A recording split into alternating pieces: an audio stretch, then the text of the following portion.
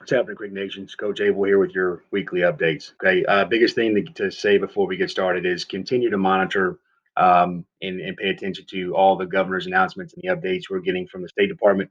Nothing that he said this week is changing anything for us or changing anything the way that we do things. We just need to be more mindful of what's going on, and need to understand that the longer we see increases in cases, the less likely it is that we're going to see any kind of season. Okay, so do what you got to do. Wear your mask, social distance, make sure you're limiting those groups to 10 or less.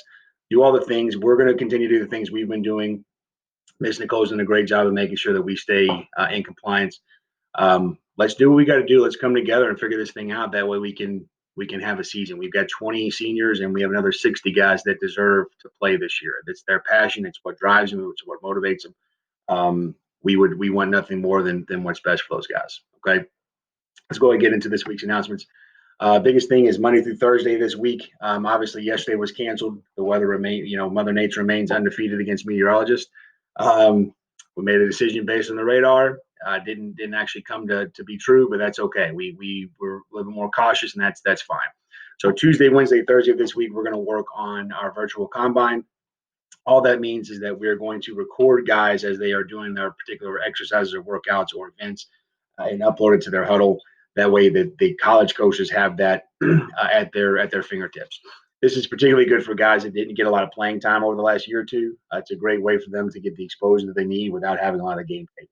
Okay, players, please make sure that you guys are wearing your warm ups from last season.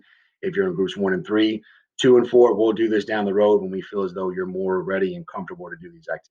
Okay, visuals are still necessary. I understand why we're not doing them, especially with the uncertainty of the season. But I'm just going to advise you, it's probably a wise idea to get them done anyway. The last thing that you want to do is have a lapse in the physical, especially with so many other seasons still on the table. We don't know what's going to happen with track or football or baseball or basketball, and we have a lot of guys that play multiple sports. Get your physicals done just to get it out of the way, okay? And I think that'll be one less headache that has to happen if and when we are playing this season, okay? Lastly, I've sent huddle messages out to individual players. I'm going to start sending it out to individual parents as well. There are some Google sheets that we need digitally signed by you guys before August. So please make sure you guys are getting those done. If you see a Google form from me, go ahead and fill it out. Okay, thank you guys. A lot of questions about the player fees and the team store and things of that sort.